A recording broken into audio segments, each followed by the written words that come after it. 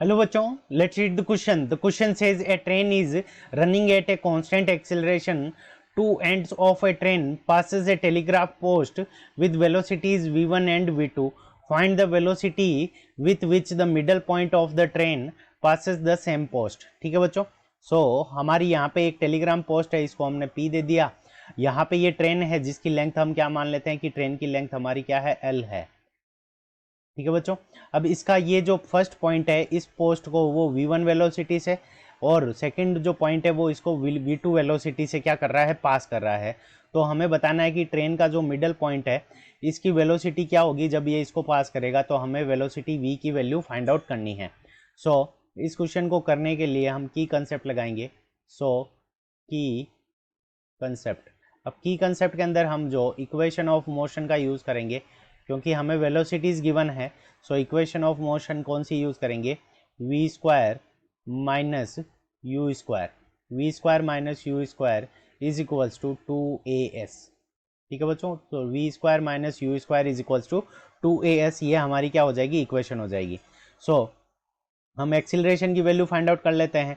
तो जब ये P पॉइंट को यहाँ पे पास करेगी तो यहाँ पे जो U की वैल्यू होगी ये v1 is equal to u के इक्वल हो जाएगी और फाइनल वेलोसिटी उस कंडीशन के अंदर हमारी v2 के इक्वल हो जाएगी।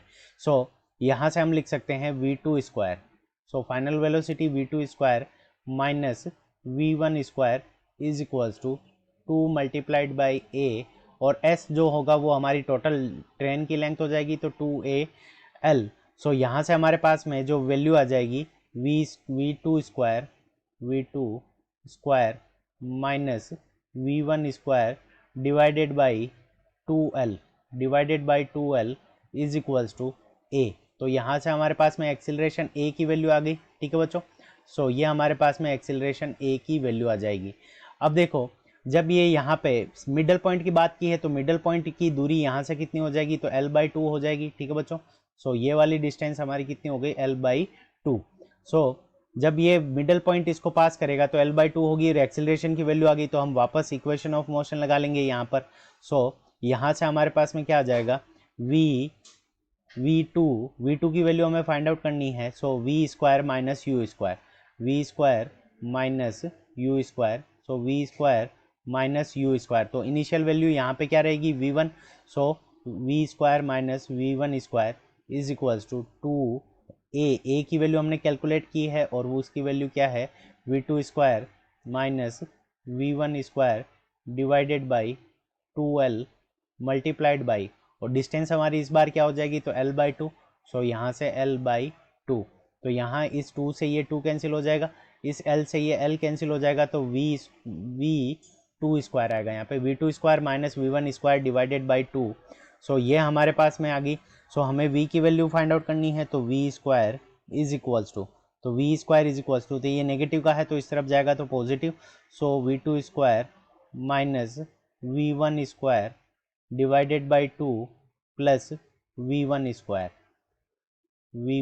Square.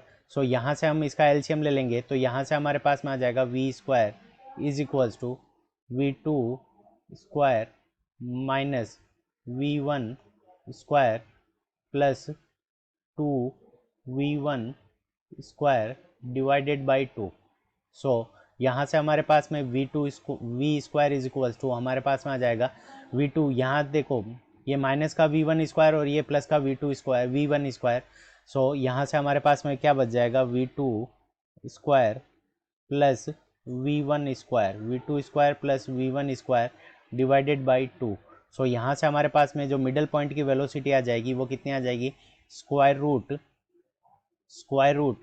v2 square plus v1 square divided by 2। ठीक है बच्चों, यहाँ पे हमारे पास में मिडल पॉइंट की वेलोसिटी आ जाएगी square root v2 square plus v1 square divided by 2। तो ये हमारा इस क्वेश्चन का करेक्ट आंसर है। I hope you understood it well. Best of luck, thank you.